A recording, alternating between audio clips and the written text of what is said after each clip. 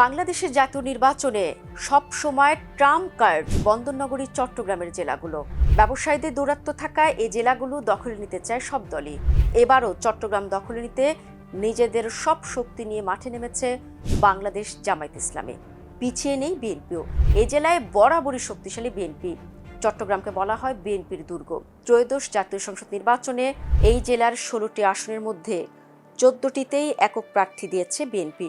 যদিও নির্বাচনী মাঠে চট্টগ্রাম 14, চট্টগ্রাম 16 আসন দুটিতে স্বতন্ত্র বিদ্রোহী প্রার্থী থাকায় কিছুটা বিপাকে রয়েছে বিএনপি। তবে বিভিন্ন সংসদ নির্বাচনে চট্টগ্রাম থেকে বিএনপি প্রার্থীরা বেশি বিজয়ী হয়ে আসছেন, এটাই দলটির জন্য ইতিবাচক।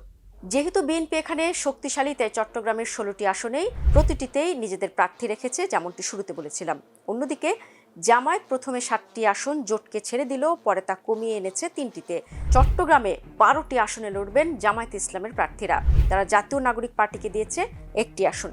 এছাড়া বাংলাদেশ খেলাফত মজলিসকে 1টি ও এলডিপিকে 1টি আসন ছেড়েছে তারা।